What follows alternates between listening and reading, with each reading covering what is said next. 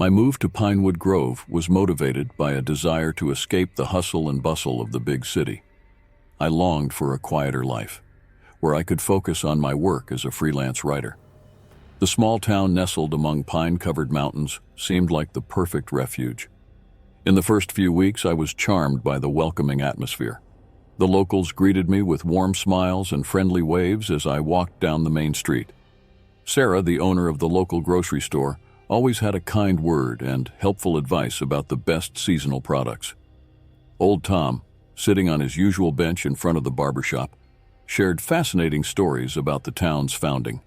However, as the days turned into weeks, I began to notice something different. It was subtle at first, almost imperceptible. A lingering gaze from a neighbor, a sudden silence when I entered the town cafe. Little details that made my skin crawl for no apparent reason. On a particularly foggy autumn afternoon, I decided to explore the trails in the mountains surrounding the town. The air was thick and humid, and the mist seemed to swallow the sounds, creating a surreal atmosphere. As I walked, I had the strange feeling of being watched. I turned around several times, but only saw shadows among the trees, moving at the edge of my vision. Suddenly, I heard a branch snap behind me. My heart raced as I turned and saw a hooded figure just a few feet away. Before I could react, it vanished into the fog as quickly as it had appeared. I ran back to town, my mind spinning with frightening possibilities. In the following days, I tried to convince myself it had just been my hyperactive writer's imagination. But I couldn't shake the feeling that something was deeply wrong in Pinewood Grove. I began to pay more attention to the details. I noticed how the curtains in houses moved slightly when I passed by, as if someone was always watching me. The locals' smiles now seemed forced, almost painful. And at night, when the darkness swallowed the town, I heard whispers carried by the wind, words in a language I didn't recognize. One night, unable to sleep, I decided to take a walk to clear my mind. The streets were deserted, lit only by the dim light of the lampposts.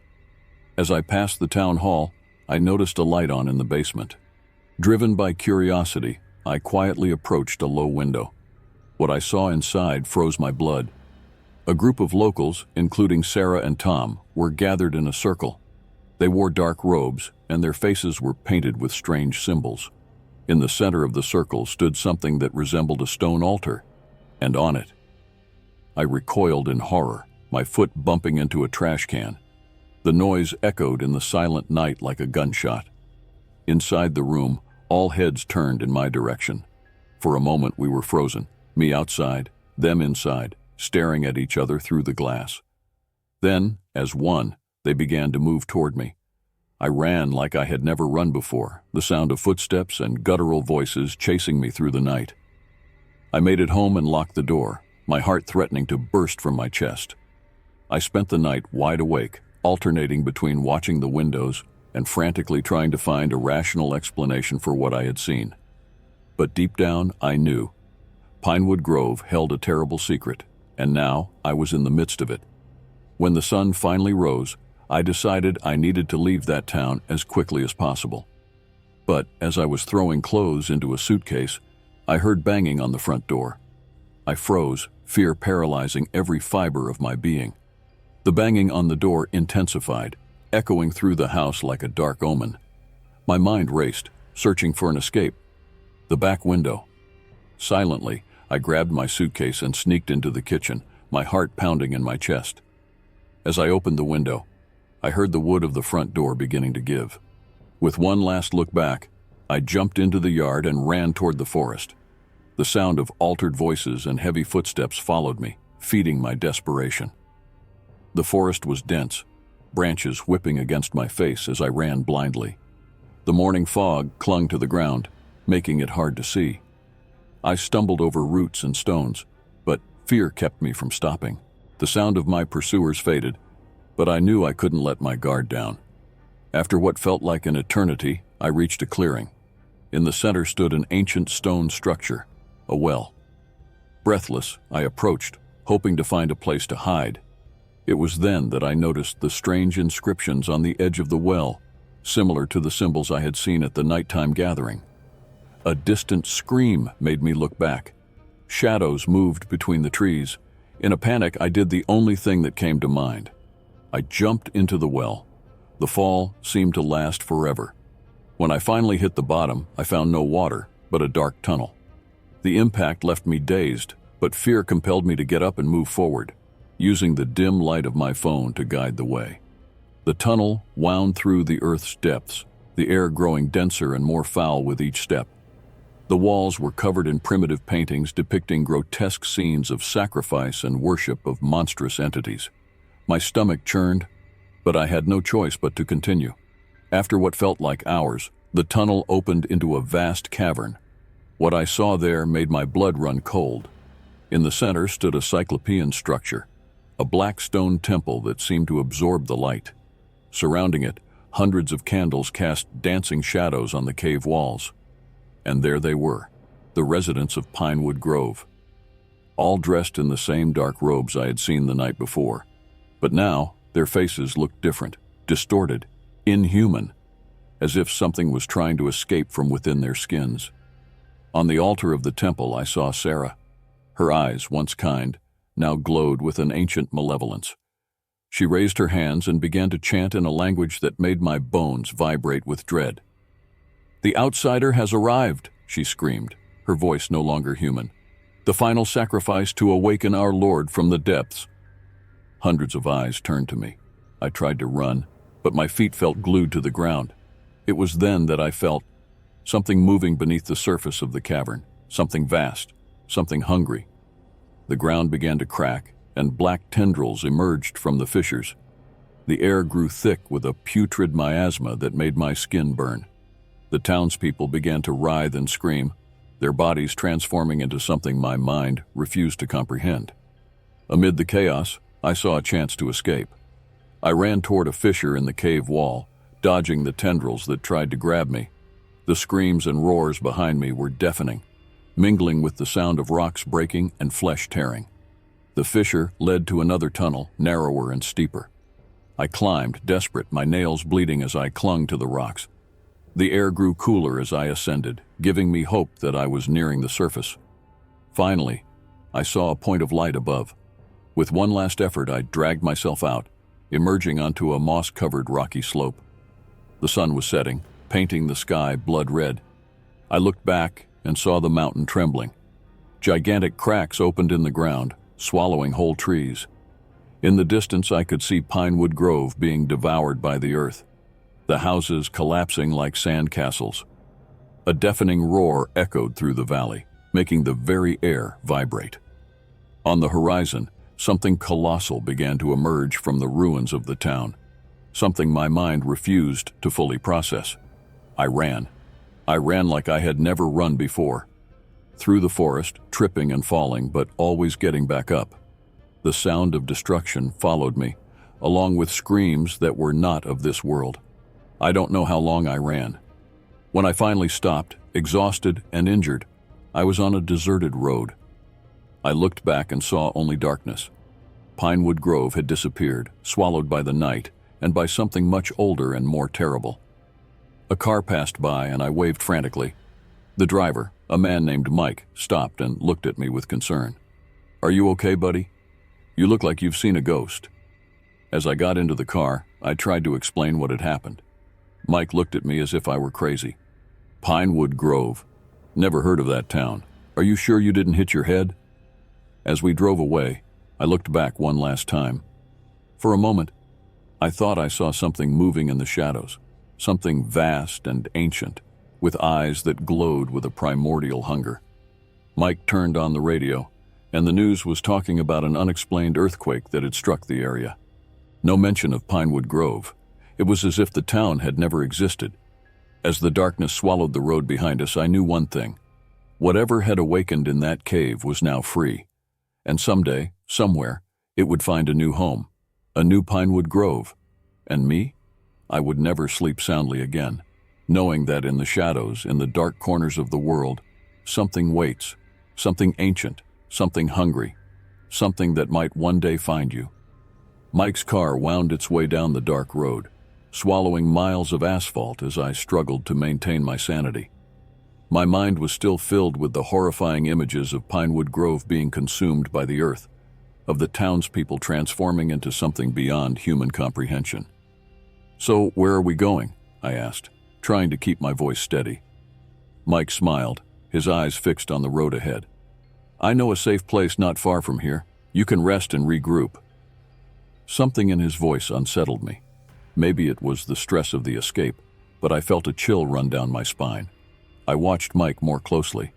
His fingers drummed on the steering wheel in a strange, almost hypnotic rhythm, and his eyes, for a moment I thought I saw an inhuman glint in them. "You know," Mike began, his voice taking on a different tone, "it's funny how fate works. You run from a place, thinking you're safe, but really—" He left the sentence hanging, and my heart began to race. I looked at the car door, considering jumping out, but we were going too fast. "Really, what?" I asked, my mouth dry. Mike laughed, a sound that was anything but human. "Really, you were never truly free." Suddenly, the car accelerated, and the landscape around us began to change. The trees by the roadside writhed, taking on impossible shapes. The sky darkened further, and stars that belonged to no known constellation shone above us. "What's happening?" I screamed, pulling at the door handle in vain. "Oh, my dear," Mike said, his voice now a cacophony of overlapping sounds. "Did you really think you could escape? Pinewood Grove was just the beginning. Our Lord of the Depths has much greater plans." Horrified, I watched as Mike's skin began to melt away, revealing a pulsating mass of tentacles and eyes. The car no longer felt like a vehicle, but a living extension of this creature that once pretended to be human. "No!" I screamed, banging on what had once been the glass of the window, but now felt like an organic, pulsating membrane. The thing that was Mike laughed again. "You were chosen. Your fear, your hopelessness, are the perfect seasoning for the full awakening of our master." The world around the creature car dissolved into a whirlwind of impossible colors and shapes. I felt my mind fragment at the sight of realities that should not exist. Dimensions overlapped, and in each one, I saw distorted versions of Pinewood Grove, each one more horrific than the last. "Please," I pleaded, feeling my sanity slipping away. "Let me go." "Go? But you have already arrived at your final destination." The car came to an abrupt stop, and I found myself ejected from it. I fell onto a cold, damp ground. When I opened my eyes, my heart nearly stopped. I was back in the cave. The Black Temple loomed before me, more imposing and terrifying than before. Around me, the townspeople of Pinewood Grove, or what was left of them, writhed in a macabre dance. Their bodies were a grotesque fusion of flesh, tentacles, and pulsating eyes. Sarah, or the creature that had once been Sarah, approached. Her face was a mask of ecstasy and horror. "Welcome back, Chosen One. Your circular journey is complete." I tried to run, but my feet sank into the cave floor, which now felt alive and hungry. Black tendrils emerged, wrapping around my ankles and legs. "Don't fight," Mike's voice echoed from all sides. "Embrace your fate. Become part of something greater." The air grew thick, laden with a miasma that made my skin burn and my mind spin. I saw realities overlapping, each one showing a future more terrible than the last. In one, I saw entire cities being swallowed by tentacled shadows. In another, I saw the moon shatter, revealing a colossal eye watching Earth with ancestral hunger. What do you want from me?" I managed to stammer, feeling my body and mind fragmenting. Sarah, Mike, and all the others spoke in unison, their voices merging into a cosmic and terrifying chorus. "We want you to be the herald, the messenger who will carry the word of our Lord of the Depths beyond this place." I understood with horror what this meant. I would not be killed or consumed. My fate was far worse. I felt my body transforming, my flesh twisting and rewriting itself into impossible patterns. I screamed, but my voice was no longer mine. It was a chorus of millions, echoing through eons of suffering and madness. When the transformation ended, I was no longer human. I was something beyond, something that carried within it the horror and vastness of the cosmos. My mind now encompassed infinite realities, each marked by the presence of the Lord of the Depths. With one last flicker of human consciousness, I understood my role. I would be sent back to the world, seemingly normal. I would find a new city, make friendships, build trust. And then, when the moment was right, I would start it all over again. An eternal cycle of horror and awakening. As my old personality dissolved into the vastness of what I had become, I had one last coherent thought. No one is truly safe. The horror of Pinewood Grove could be anywhere, in anyone. And so, reborn as an avatar of cosmic chaos, I was sent back to the world of men. A seed of madness and destruction, ready to be planted in unsuspecting fertile ground. Remember this the next time you move to a new city, or when a friendly stranger offers help on the road, for the horror does not end. It simply waits, patient and hungry, for its next chance to awaken. And I am the key that opens the door to the nightmare. I am the beginning of the end. I am Pinewood Grove.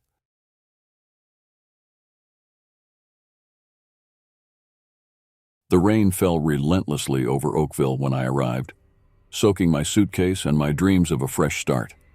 The drops ricocheted off the asphalt like silver bullets, creating a dark symphony that echoed through the empty streets. I had arrived in the city only a few hours earlier, but I could already feel the weight of something sinister hanging in the air, as dense as the fog that clung to the dark alleys. I dragged my suitcase along the cracked sidewalk, my eyes alert to the shadows dancing on the walls of the old buildings. Oakville was a small town, the kind you find lost on maps, forgotten by time and civilization. The kind of place where secrets are buried as deeply as the bodies in the local cemetery. Finally, I spotted the faded sign for the Lone Pine Motel. The name seemed fitting. The establishment stood solitary at the end of the street, its dark windows like empty eyes watching my approach. The red neon vacancy sign flickered frantically, as if trying to warn me about something. The reception smelled of mildew and regret. An elderly man sat behind the counter, his face as wrinkled as the pages of an old book. His eyes, however, sparkled with an intensity that made me hesitate. "Welcome to Oakville, outsider," he said, his voice gravelly like stones being dragged. "We don't get many visitors around here, especially this time of year." I swallowed hard, feeling a shiver run down my spine.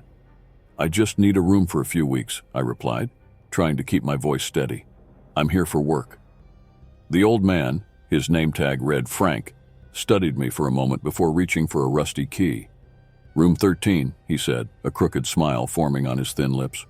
"I hope you're not superstitious, sir." "Carter," I replied, taking the key. "James Carter, and no, I'm not superstitious." Frank chuckled, a sound reminiscent of nails scratching a chalkboard. "We're all a bit superstitious in Oakville, Mr. Carter, especially when June approaches." Something in the way he said that made my stomach twist. "What do you mean?" Frank's eyes narrowed, and for a moment I thought I saw something. Hunger, excitement, sparkle in them. "Oh, nothing much, just be on the lookout. Things can get a little hectic around here in June." I nodded, eager to escape that penetrating gaze. As I turned to leave, Frank spoke again. "Mr. Carter, one more thing. If you hear knocking on your door during the night, don't open it, no matter what you hear on the other side." I froze, my hand on the doorknob. When I turned back, Frank was smiling, as if he had just told an innocent joke. "Good night, Mr. Carter. Sleep well." Room 13 was exactly what I expected. Small, moldy, and with a bed that creaked in protest when I sat down. The rain continued outside, tapping on the window like impatient fingers. I tried to focus on the reason I had come to Oakville, a series of articles about small towns and their secrets for the newspaper where I worked. But Frank's words echoed in my mind. What did he mean about June? And why shouldn't I open the door? I spent the night awake, watching the shadows dance on the ceiling and listening to the creaks and moans of the old motel. When the sun finally rose, I decided I needed answers. The morning brought a false sense of normalcy to Oakville. The once empty and threatening streets were now filled with people heading to work, children on their way to school, and elderly folks walking their dogs. But there was something off. The smiles were too tense, the laughter a little too loud. Like actors on a stage, everyone seemed to be playing roles of normalcy. I walked into a cafe called Bitter Bean. The bell above the door jingled, announcing my arrival, and for a moment all eyes turned to me. The silence that followed was heavy, laden with distrust. A waitress approached, her smile not reaching her eyes. "What can I get you, dear?" "Coffee, please. And information, if possible." She raised an eyebrow. "What kind of information?" "I'm writing a series of articles about small towns. I'd like to know more about Oakville. Its history, its traditions." The word traditions seemed to hang in the air like smoke. The waitress, her name tag read Linda, exchanged glances with some customers before turning back to me. "Oakville is like any other small town," she said, her voice low. "Nothing special here." But I could feel the lie in her words. The motel receptionist, Frank, mentioned something about June. He said things get hectic. The coffee hit the counter with a thud, some dark drops splattering the surface like blood. Linda stared at me, all pretense of sympathy vanishing from her face. "Listen well, outsider," she hissed, leaning over the counter. "Don't ask questions about things you don't understand. Finish your coffee and leave. Oakville is not a place for the curious." Before I could respond, the cafe door opened again. The bell jingled, but this time the sound felt more like an alert than a greeting. An elderly man entered, leaning on a dark wooden cane. His blue, piercing eyes swept the room before settling on me. A slow smile spread across his wrinkled face, revealing yellowed teeth. "Well, well," he said, his voice surprisingly strong for someone of his age. "It seems we have a visitor in our little Oakville." He approached, limping slightly, and extended a gnarled hand. "I'm Walter Oakley, founder and unofficial historian of this lovely town." I shook his hand, feeling calluses and surprising strength in his grip. "James Carter, journalist." Walter's eyes sparkled. "A journalist? Fascinating. I imagine you're here to unearth some of our secrets, aren't you?" I swallowed hard, feeling the stares of all the cafe customers burning into my back. "Just doing a series on small towns. Nothing invasive." Walter laughed, a sound that made me think of crows. "Oh, my young friend, every story is invasive by nature. But don't worry, Oakville has many tales to tell. Some of them are even true." He sat down on the bench next to me, his cane making a hollow sound as it hit the wooden floor. "Tell me, Mr. Carter, what would you like to know about our little hidden gem?" I hesitated for a moment, aware of the tense silence that had taken over the cafe. Everyone seemed to be waiting for my response. "Well, Mr. Oakley, I'm particularly interested in local traditions, especially those related to June." Walter's smile widened, but his eyes remained cold. "Ah, June. A fascinating month, don't you think? The beginning of summer, the month of brides. And in Oakville, the month when shadows grow longer." He paused, as if savoring the suspense he had created. "You know, Mr. Carter, every town has its secrets. But in Oakville, our secrets have teeth." A shiver ran down my spine. "What do you mean by that?" Walter leaned in closer, his breath smelling of mint and something else. Metallic. "Let's just say that June is a special month for us. A month of renewal, of sacrifice."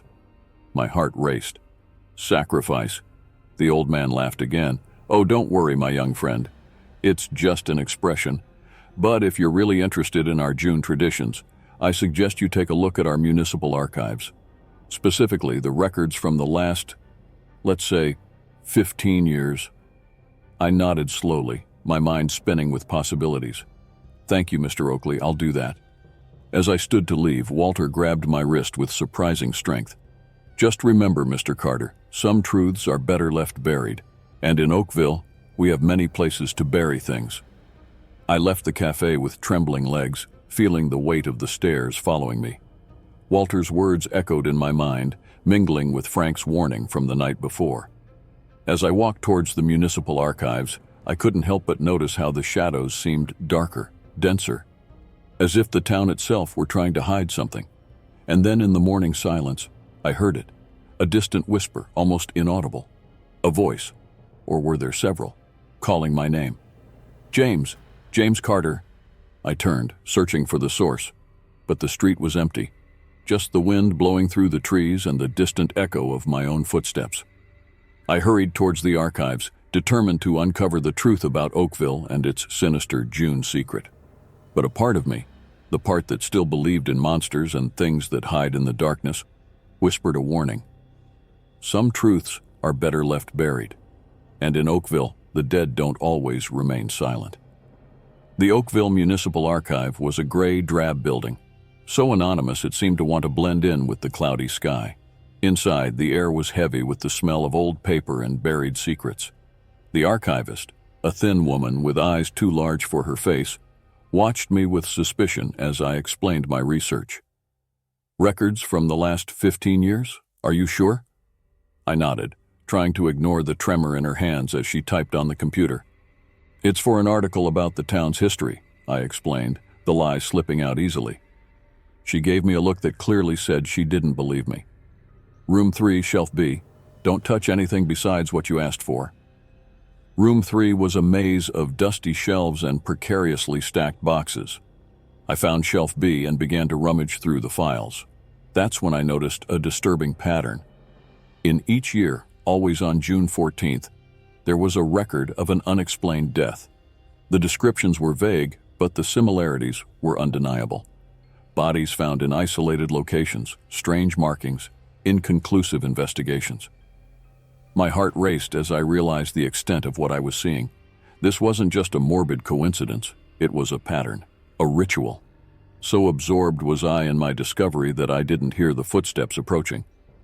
A heavy hand landed on my shoulder and I jumped, papers flying. Fascinating reading, isn't it, Mr. Carter? It was Walter Oakley, his crooked smile illuminated by the dim fluorescent light. "I see you found our little annual incidents." I swallowed hard, trying to calm my racing heart. "Mr. Oakley, what is this? These records? They're murders, aren't they?" Walter tilted his head, his eyes shining with something I couldn't identify. Amusement? Threat? Murder is such an ugly word, my young friend. I prefer to think of them as necessary sacrifices. A chill ran down my spine. Sacrifices? For what? The old man leaned closer, his voice dropping to a hoarse whisper. "For the town, of course. To keep Oakville alive and thriving. Haven't you noticed how successful we are for such a small town? How our crops are always abundant? Our children always healthy?" I recoiled, my mind spinning with the implications. "This is madness. You're talking about murder." Walter laughed, a dry, humorless sound. "Oh, my dear Mr. Carter, you still don't understand, do you? This isn't just about death, it's about life. The life of Oakville." He moved with surprising speed for someone his age, blocking my exit. "You know, we were worried this year. June is coming and we hadn't found a suitable candidate for our ritual. And then you showed up. A gift from the gods, I would say." Panic washed over me. I tried to push past him, but Walter was surprisingly strong. "You're insane, all of you." "Insane? No, Mr. Carter, it's survival. The survival of Oakville depends on this annual sacrifice, and this year, you will be our offering." At that moment, I heard more footsteps approaching. Familiar faces appeared in the shadows. Linda from the cafe, Frank from the motel, and others I had seen around town, all with the same determined, hungry look. "Don't worry," Walter smiled, his teeth looking strangely sharp in the dim light. "It will be quick, and your death will serve a greater purpose." In a surge of adrenaline, I managed to push Walter aside and run. I raced through the archive's corridors, papers flying around me like leaves in a storm. Behind me, I heard screams and the sound of footsteps chasing me. I burst onto the street, the cold night air hitting me like a slap. I ran in no particular direction, my only thought to escape that insane town and its crazy inhabitants. The streets of Oakville, once so quaint, now seemed a sinister maze. Shadows moved in the corners, and I could swear I heard whispers coming from the trees. James Carter, you can't escape." I turned a corner and found myself in a dead end. Panic threatened to overwhelm me as I heard the footsteps drawing closer. I looked frantically around, searching for an exit. Any exit. It was then that I saw a partially open door in one of the buildings.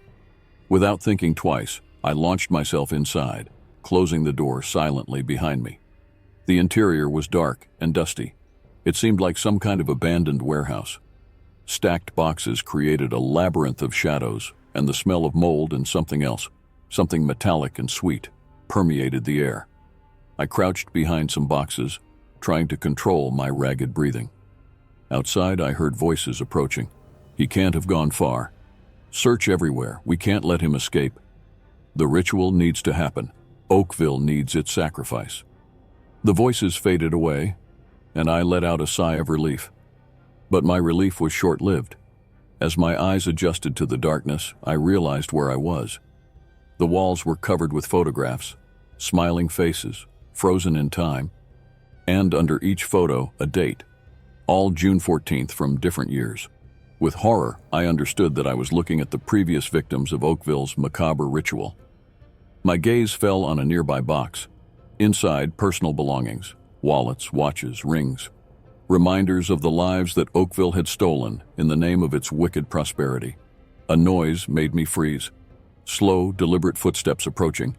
The warehouse door creaked as it opened. "Mr. Carter," Walter's voice echoed in the cavernous space. "There's no need to hide. You've seen too much.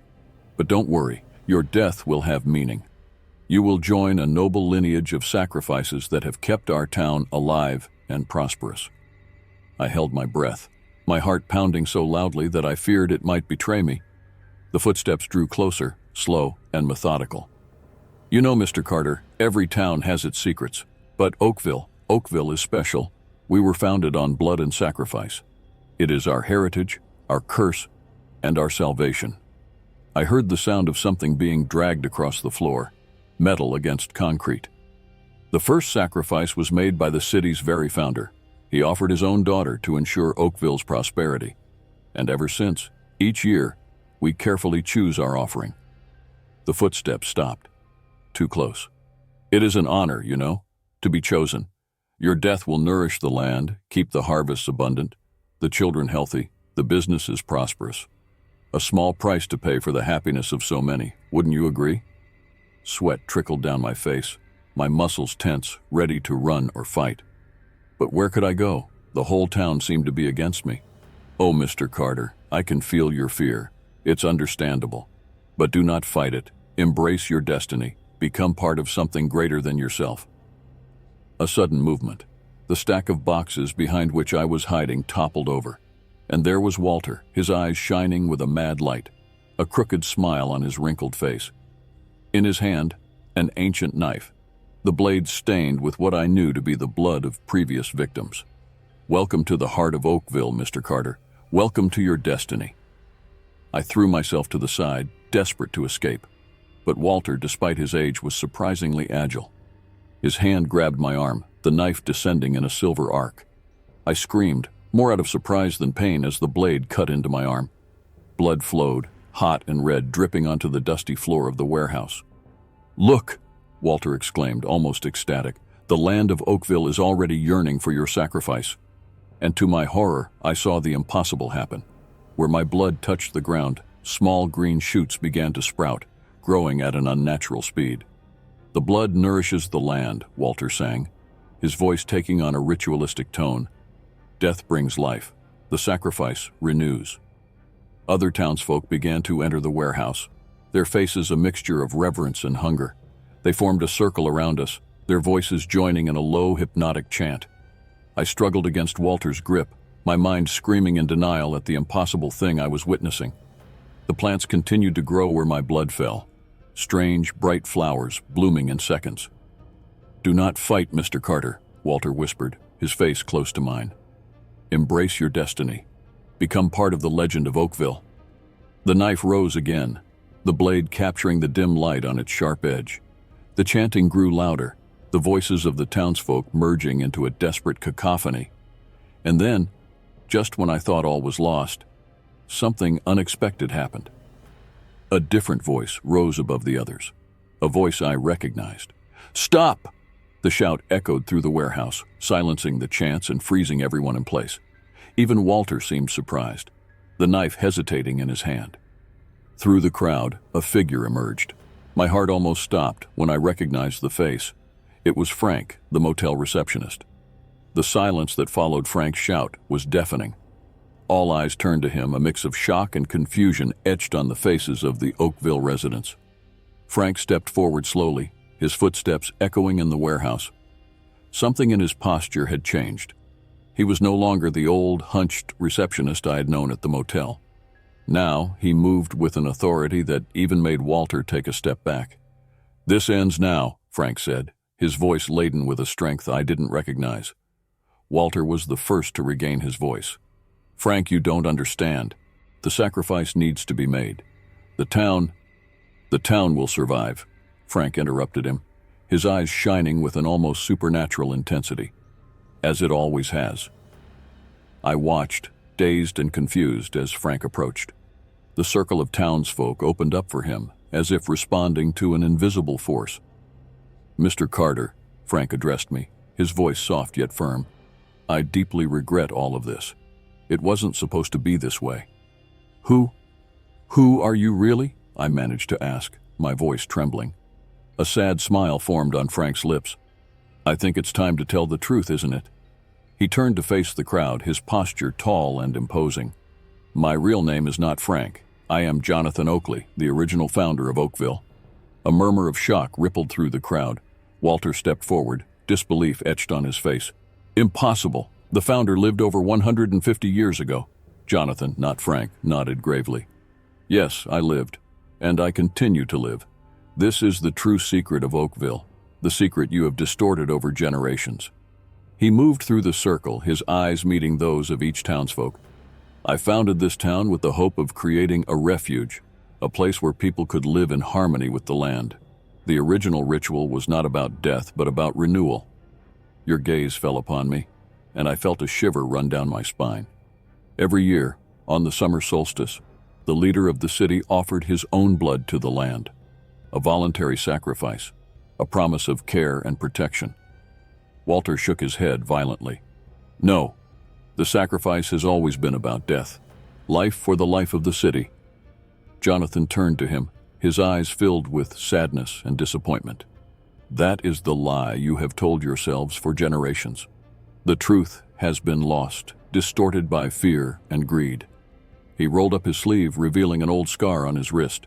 "My blood has nourished this land for over a century, but over time I saw how the ritual was corrupted, how fear replaced devotion, how death replaced life."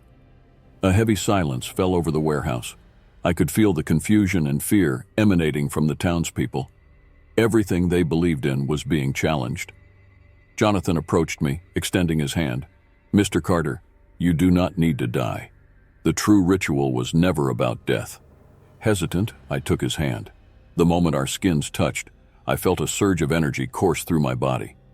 The small plants that had sprouted from my spilled blood suddenly bloomed, covering the ground with vibrant flowers. "Look," Jonathan exclaimed, "the land responds to life, not death." The townspeople watched in astonishment as the vegetation spread, transforming the old warehouse into an impossible garden. Walter, however, did not seem convinced. His eyes shone with a mixture of fear and fury. "No, this is a lie. The sacrifice must be made." He lunged forward, the knife raised, but before he could reach me, Jonathan stepped between us. In a fluid motion, he grabbed Walter's wrist, twisting it until the knife fell to the ground with a metallic thud. "Enough, Walter," Jonathan said, his voice heavy with authority. "The cycle of violence ends now." Walter fell to his knees, tears streaming down his wrinkled face.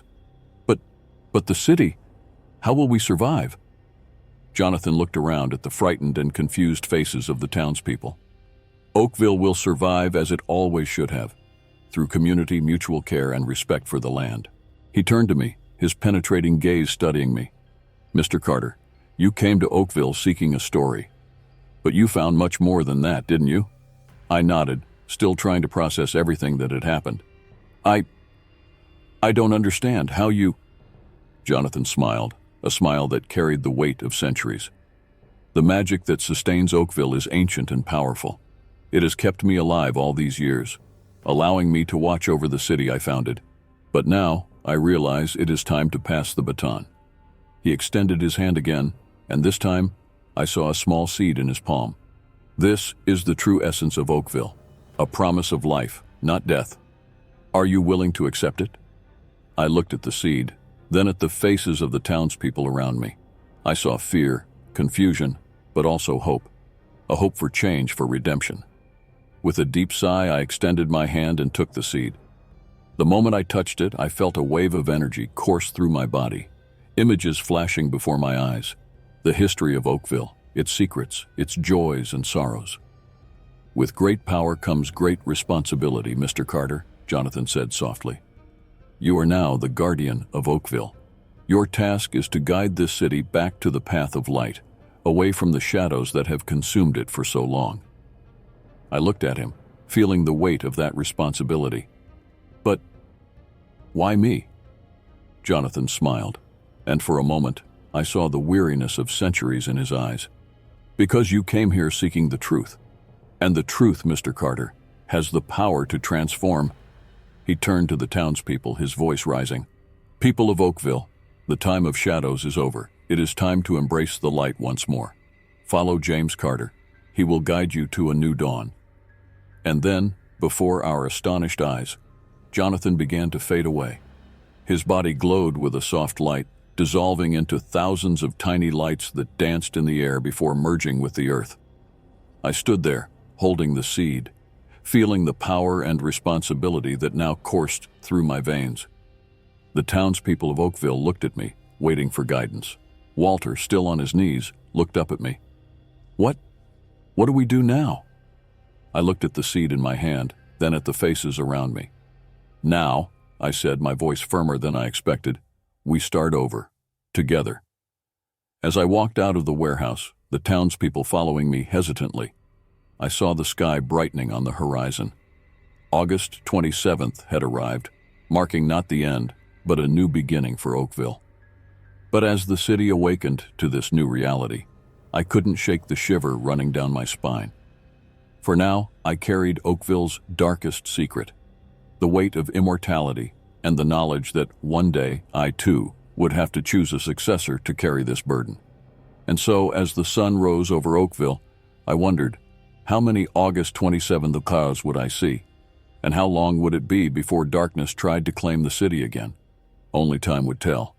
And time, I now knew, was something I had in abundance.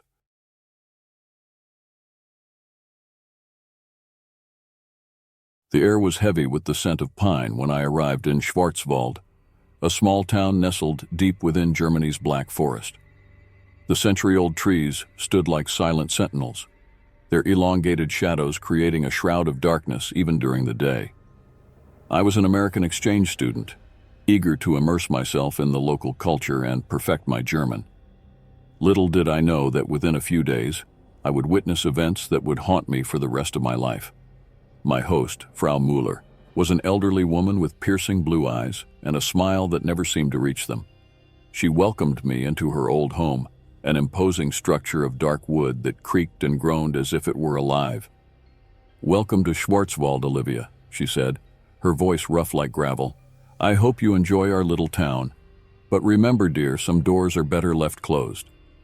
I found the warning strange, but attributed it to the eccentricities of an elderly woman. In the days that followed, I explored the town, enchanted by its medieval architecture and the feeling of being in a Brothers Grimm fairy tale. But there was something wrong, something I couldn't quite define. The townspeople were polite but distant. Conversations would abruptly cease when I approached, and at night I swore I could hear whispers coming from the forest, voices that seemed to call names I didn't recognize. It was on my third night that everything changed. I was returning from an evening walk when I saw a woman running down the main street. Her face was contorted in pure terror, and she was shouting for help in German. "Hilfe! Bitte! Jemand helfe mir!" I froze, shocked by the scene. The woman stumbled and fell just a few feet from me. When she lifted her face, our eyes met. The despair in her gaze pierced me like a knife. "Bitte," she whispered. "Hilf mir." Before I could react, headlights illuminated the street. A police car came to a screeching halt beside her. Two officers got out, their faces grim in the streetlight. "Geh nach Haus, Mädchen," one of them told me brusquely. I hesitated, glancing at the woman who was now sobbing silently. The officer took a step toward me, his hand resting menacingly on his holster. "Ich sagte," Geh nach Hause, jetzt. With my heart racing, I turned and ran back to Frau Muller's house. Behind me, I heard the sound of a car door slamming and the engine revving. I spent the night wide awake, the woman's screams echoing in my mind. The next morning, I went down for breakfast, hoping to see news about the incident. But there was nothing. No comments, no mention in the local newspapers. When I asked Frau Muller about it, she visibly paled. I don't know what you're talking about, dear. Perhaps it was a nightmare. But I knew what I had seen, and I knew that something deeply wrong was happening in Schwarzwald. That afternoon, determined to uncover the truth, I went to the local police station. The building was a stark, gray stone structure, its small windows like suspicious eyes watching the street. Inside, the air was cold and stale. An officer sitting behind a worn wooden counter looked at me with irritation. Was willst du? I swallowed hard, gathering my courage. Ich möchte eine Vermisstenanzeige aufgeben. The officer raised an eyebrow.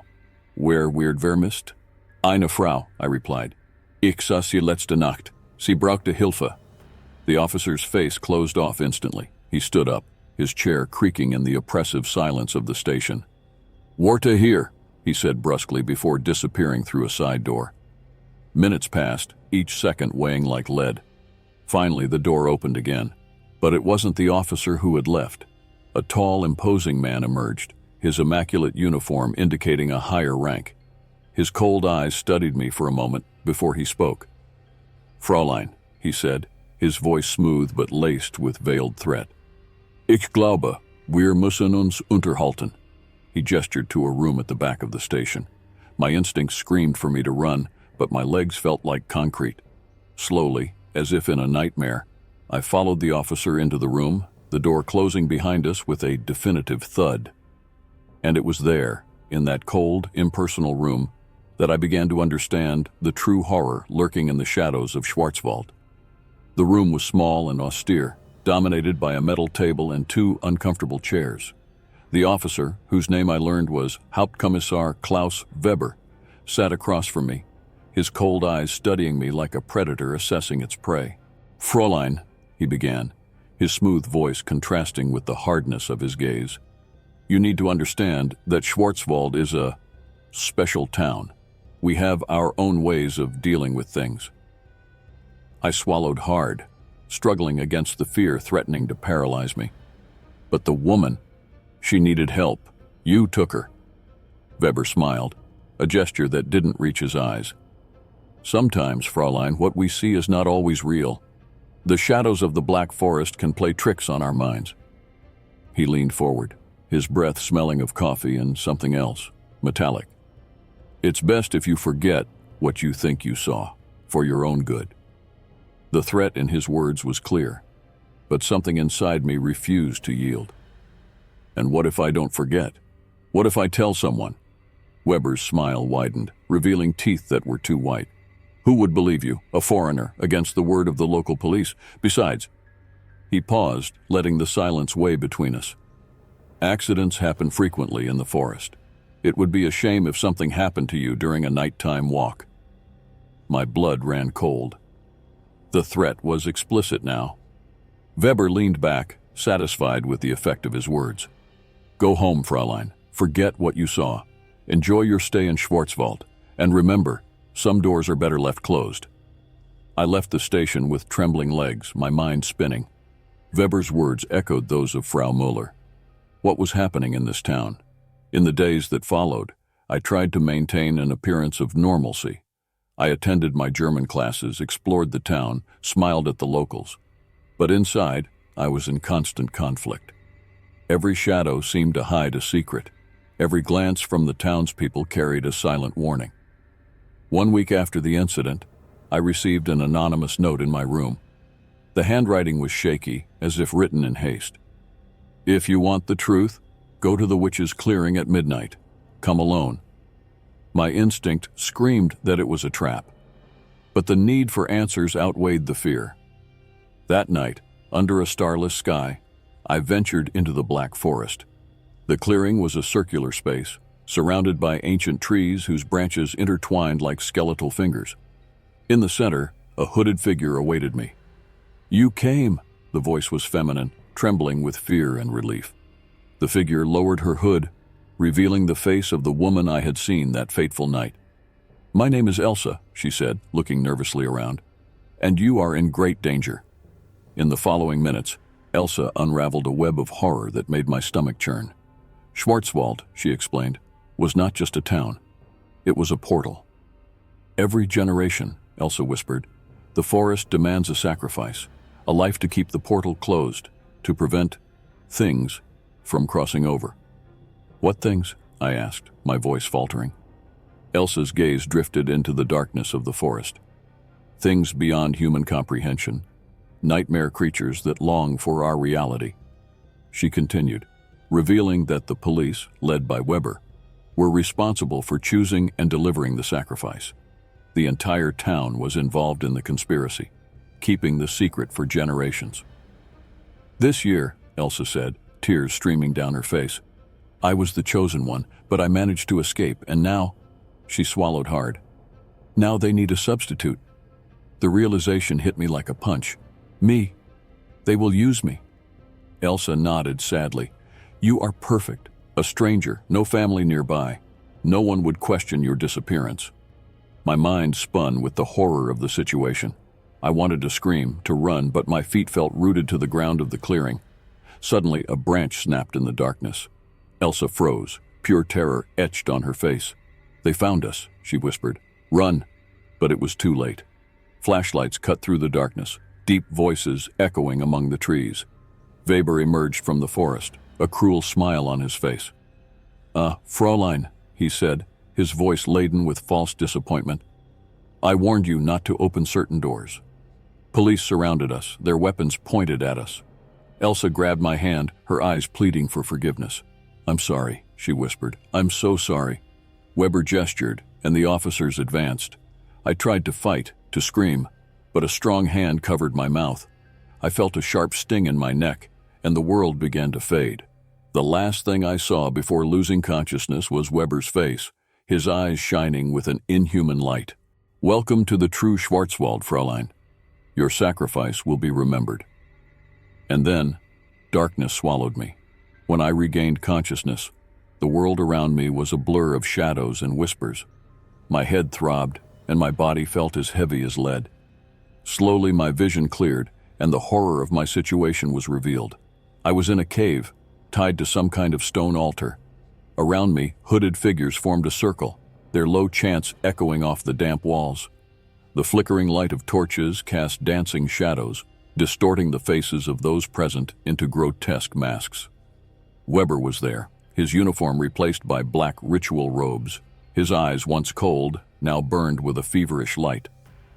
"Ah, our guest of honor is awake," he said, his voice heavy with a sickening excitement.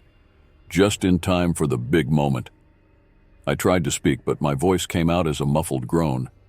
Weber approached, caressing my face with a hand that felt more like a claw than human. "Don't be afraid, Fräulein. Your sacrifice will keep the portal closed for another generation. You will be a heroine, even if no one ever knows." He stepped back, raising his arms. The chants grew louder, the words in an ancient tongue that made my bones vibrate with dread. It was then that I saw it.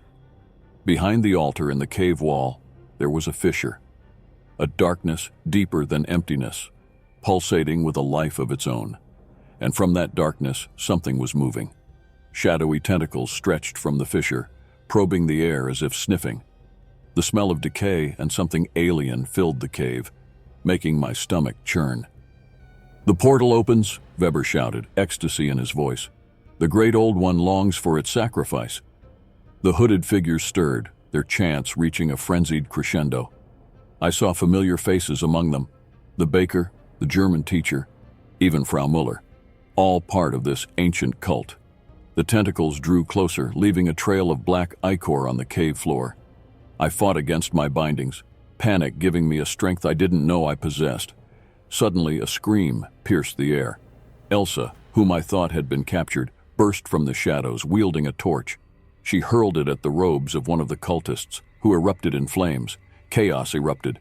Screams of pain and confusion filled the cave. Amid the turmoil, Elsa reached me, cutting my bindings with a knife.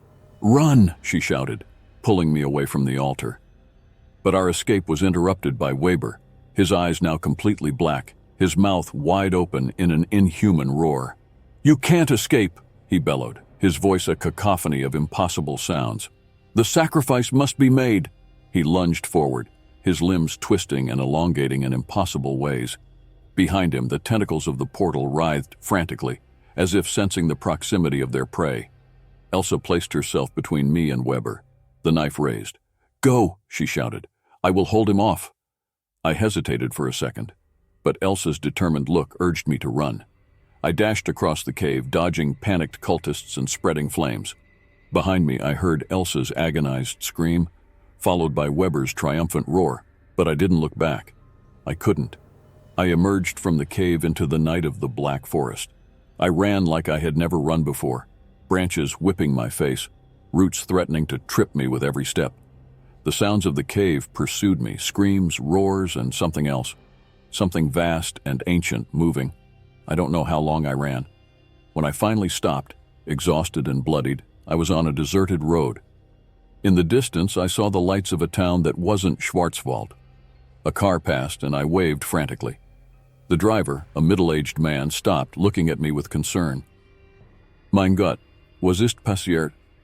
My God, what happened? I got into the car, my eyes constantly checking the rearview mirror, fearing to see tentacles or Weber's distorted face chasing us. Days passed. I returned to the United States, but the horror of Schwarzwald followed me. Sometimes I wake up in the middle of the night, certain I hear ancient chants or feel the cold touch of tentacles on my skin. I tried to tell my story, but who would believe it?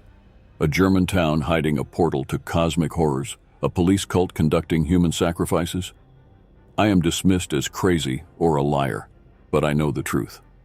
And at night, when the shadows stretch and the wind whispers through the trees, I wonder, has the portal remained closed, or has something managed to escape? And if it has escaped, how long until it finds us? Schwarzwald may be an ocean away, but its horrors are always with me, in the shadows, in the whispers, in the nightmares that do not leave me. And I know, deep down in my being, that one day they will come for me, because some doors, once opened, can never truly be closed.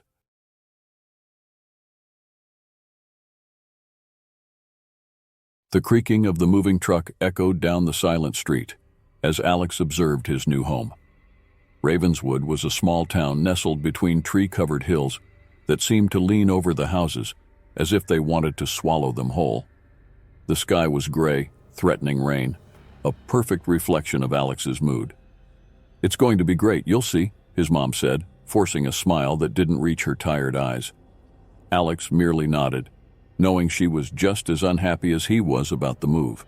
But after the divorce and losing his job, they had no choice.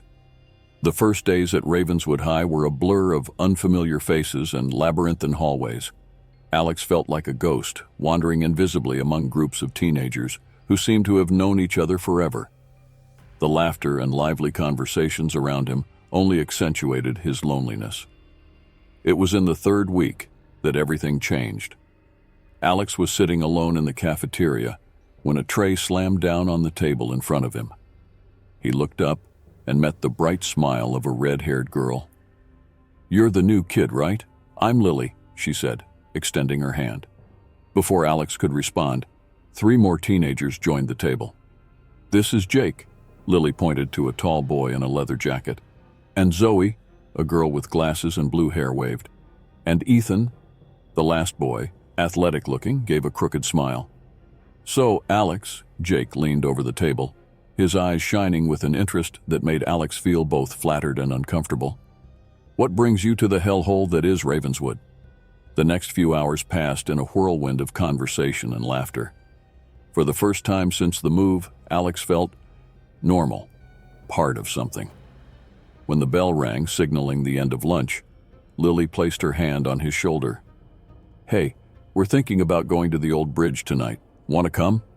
Alex's heart raced. This was it, his chance to really fit in. "Sure," he replied, trying to sound casual. "Sounds fun." As they walked to the next class, Alex noticed a boy standing in the hallway, watching them. He was thin, almost skeletal, with deep, dark circles under his eyes and black hair falling over them. Something in his gaze made Alex shiver.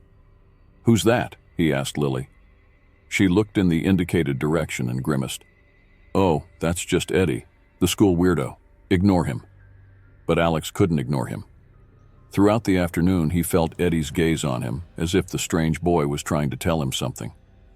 When classes ended, Alex headed to his locker, eager to go home and prepare for the night. Turning a corner, he nearly collided with Eddie. "Whoa, sorry," Alex started, but the words died in his throat when he saw the expression on the other boy's face. "Don't go with them tonight," Eddie said, his voice low and urgent. "They're not what they seem." Alex took a step back, confused and a little scared. "What are you talking about?" Eddie looked nervously over his shoulder before turning back to Alex. "The bridge. Bad things happen there. They hurt people." Before Alex could respond, Eddie quickly walked away, disappearing into the crowd of students. Eddie's warning echoed in Alex's mind as he walked home. Part of him wanted to dismiss the words as the ramblings of a disturbed boy, but there was something in Eddie's gaze, an urgency that couldn't be ignored. At home, Alex spent hours in front of the mirror, changing clothes multiple times, trying to look cool without appearing to try too hard. At 8 p.m., he heard a honk outside. His stomach fluttered with a mix of excitement and apprehension. "I'm leaving, Mom," he shouted, running to the door. "Wait, Alex," his mom called from the kitchen. "Who are you going with?" Alex hesitated for a moment. "Just some friends from school. Don't worry, I won't be late." Outside, an old car waited, the engine rumbling. Jake was at the wheel, Lily in the passenger seat. Ethan and Zoe were squeezed in the back. "Get in, newbie," Jake shouted, a wild grin on his face. Alex hopped in the car, his heart racing. As they drove away, he looked back and saw a solitary figure standing on the sidewalk. Even from a distance, he recognized Eddie, a dark silhouette against the streetlights.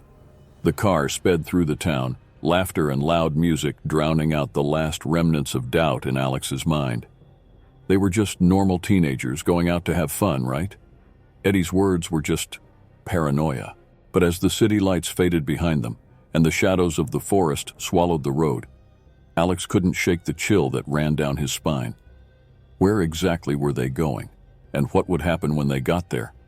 The old bridge awaited, hidden in the darkness of Ravenswood night, holding secrets that Alex could not yet imagine. The car wound through increasingly narrow and winding roads.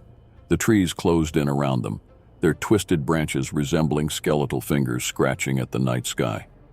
Alex felt his stomach churn with each turn, a mix of anxiety and a growing sense that something was terribly wrong. "We're almost there," Jake announced, his voice laden with excitement that made Alex shiver. Finally, the car stopped in a clearing. Before them stood the infamous old bridge of Ravenswood. It was a rusty metal structure stretching over a deep ravine. The river below was just a distant murmur in the darkness. "Welcome to the Whispering Bridge," Lily said, her smile glowing in the dim moonlight. "Why do they call it that?" Alex asked, his voice trembling slightly. Ethan laughed, a cold sound that echoed in the night. "They say if you stay really quiet, you can hear the whispers of those who died here." A heavy silence fell over the group. Alex felt his heart race. Eddie's words echoed in his mind. They hurt people. Jake opened the trunk, revealing a case of beer. "Come on, guys. The night is young." They walked to the middle of the bridge, the wooden planks creaking ominously under their feet. Alex accepted a beer, more to have something to hold than out of a desire to drink. The group settled down, sitting with their legs swinging over the edge. For a while, everything felt normal. They drank, laughed, and told stories. Alex started to relax, thinking maybe he had overreacted about his concerns. It was then that Jake stood up, swaying slightly. "Time for the initiation ritual, newbie." Alex felt the blood run cold. "What ritual?" Lily smiled, but there was something predatory in her eyes.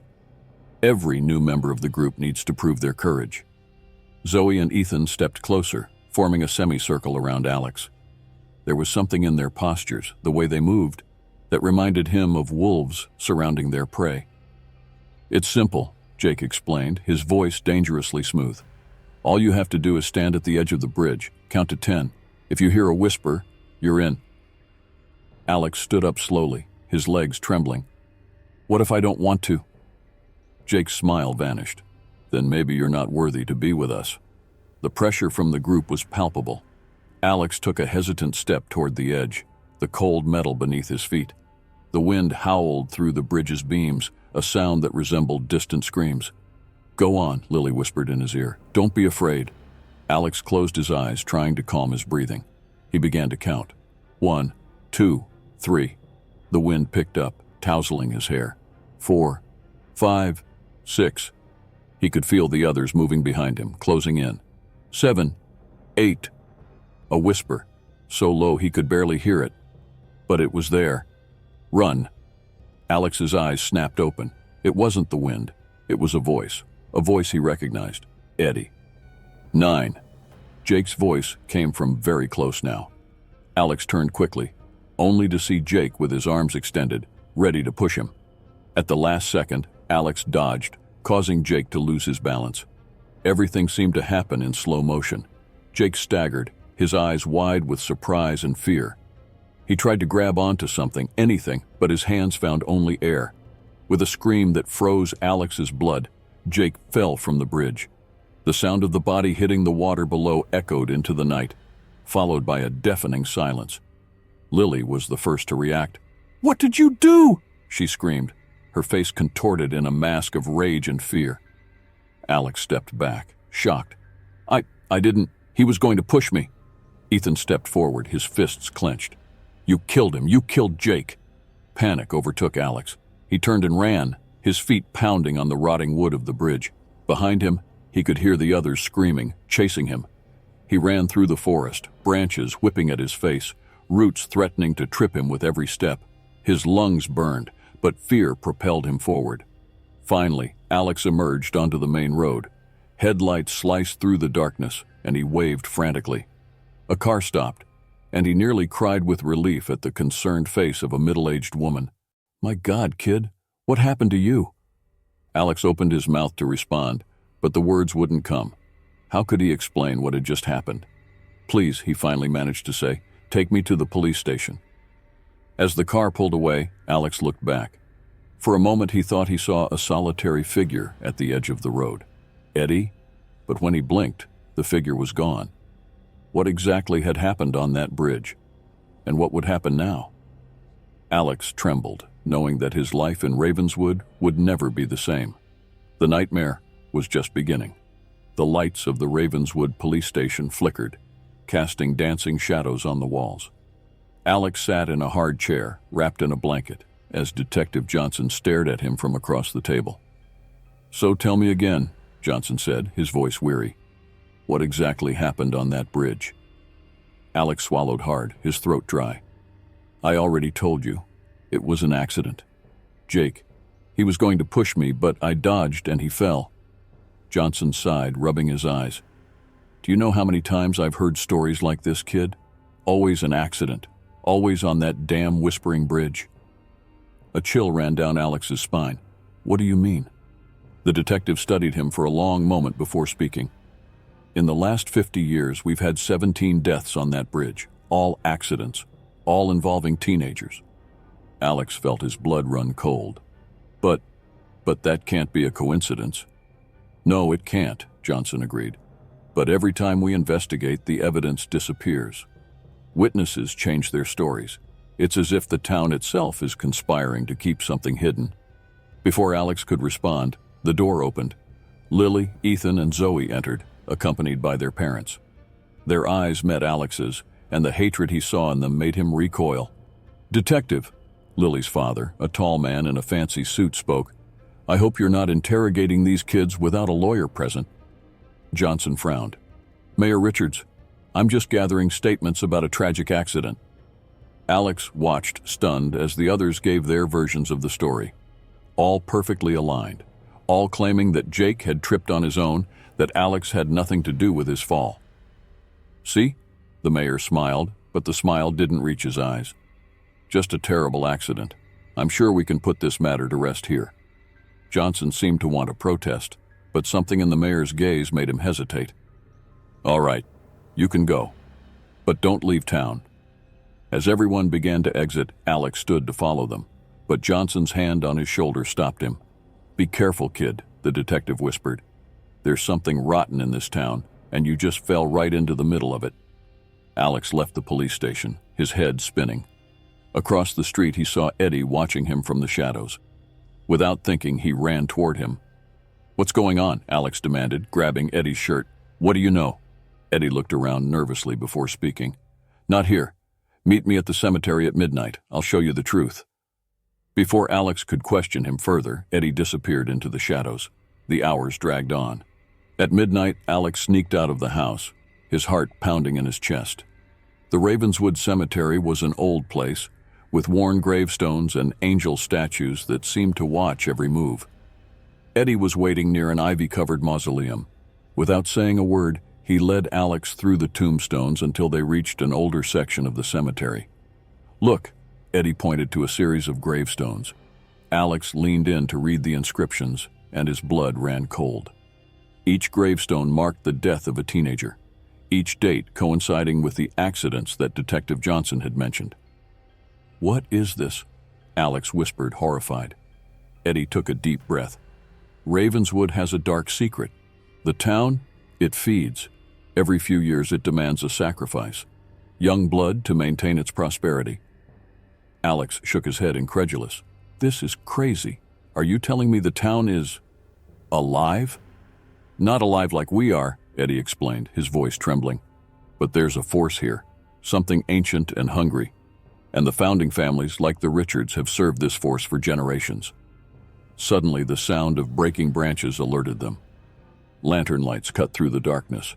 "There they are!" Ethan's voice echoed through the night. "Run!" Eddie shouted, pushing Alex. They ran through the cemetery, jumping over headstones and dodging statues. Behind them, Alex could hear voices and footsteps growing closer. "This way!" Eddie pulled Alex into an open mausoleum. They hid in the shadows, breathless. "Why are they doing this?" Alex whispered. Eddie's face was pale in the moonlight. "Because you survived.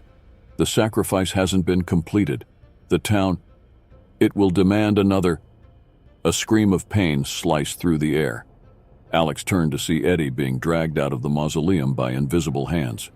"Eddie!" Alex tried to grab him, but it was too late. Outside the mausoleum, Alex saw a scene that would haunt him forever. Mayor Richards was there, along with other adults he recognized as prominent figures in the town, and at the center of the circle they formed was Lily, holding an ancient dagger. "The blood must flow," the mayor intoned. "Ravenswood must be fed." Alex watched, paralyzed with horror, as Lily raised the dagger. Eddie didn't even fight, his eyes meeting Alex's one last time before the blade fell. The scream caught in Alex's throat. He turned and ran like he never had before.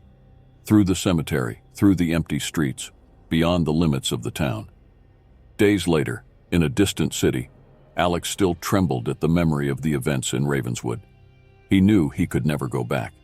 He knew the police were probably looking for him, accusing him of Eddie's death. But worse than that was the knowledge, the terrible secret he now carried.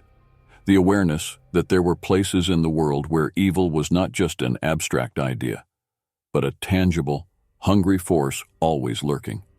And at night, when the wind blew and the shadows stretched, Alex swore he could hear the whispers, calling him, reminding him that some secrets, once uncovered, never truly leave us free. Ravenswood would wait, and one day, Alex feared, it would find him again.